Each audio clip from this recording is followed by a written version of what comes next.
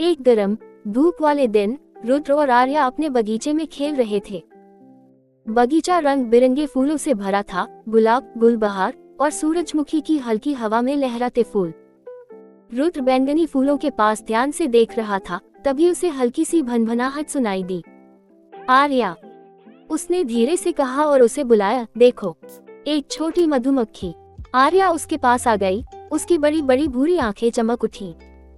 एक छोटी मधुमक्खी फूलों से फूलों पर उड़ रही थी, जैसे किसी गुप्त मिशन पर हो। दोनों बच्चे मंत्रमुग्ध होकर उसे देखने लगे। यह इतनी व्यस्त क्यों है? रुद्र ने धीरे से पूछा, ताकि मधुमक्खी डरकर भाग न जाए।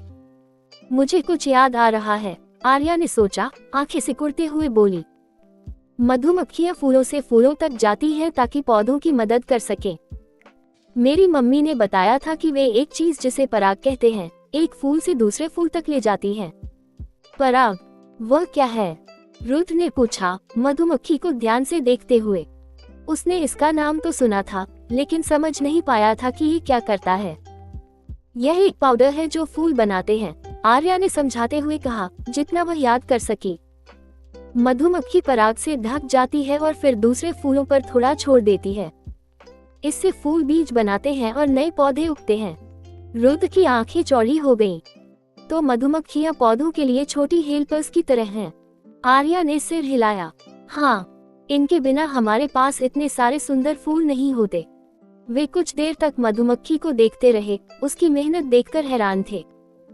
वह एक फूल से दूसरे फूल पर उड़ रही थी, ध्यान से पराग इकट्ठा कर रही थी और फूलों से रस पी रही थी। मुझे लगता है ये मधुमक्खी भी शहद बनाती होगी, कुछ देर बाद रुद्र ने कहा। आर्या मुस्कुराए। हाँ, मधुमक्खियां फूलों से रस इकट्ठा करती हैं और फिर उसे अपने छत्ते में ले जाती हैं। वहां वो उसे शहद में बदल देती हैं। उसने शरारती मुस्कान के साथ रुद्र की ओर देखा। जैसा शहद हम खाना पसंद करते हैं। रुद्र की आंखें चमक उठी। सच? तो जब भी हम शहद खाते हैं, हम मधुमक्खियों द्वारा बनाई हुई चीज खा रहे होते हैं। बिल्कुल, आर्या हंसी।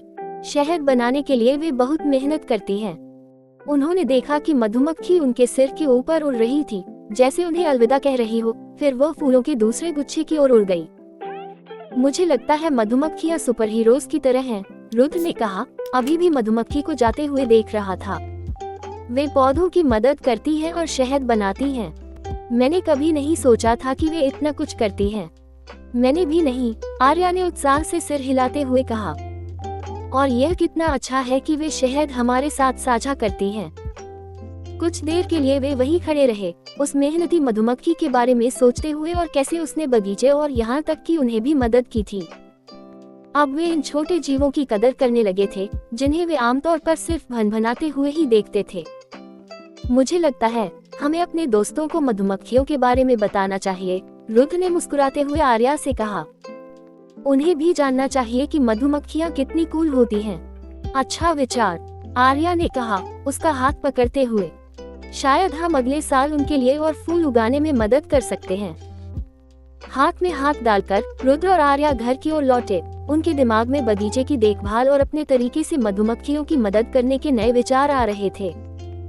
वे अपने माता पिता को अपनी खोज के बारे में बताने और अपना खुद का बी गार्डन बनाने की योजना बनाने के लिए बेताब थे। जैसे ही उन्होंने बगीचे को अलविदा कहने के लिए हाथ हिलाया, उन्होंने देखा कि एक और मधुमक्खी फूलों के बीच तेजी से उड़ रही थी, पहली मधुमक्खी की तरह ही व्यस्त। वे मुस्कुराए और हल्के से हाथ हिलाया। अलविदा छोटी मधुमक्खी, तुम्हारी मेहनत के लिए धन्यवाद।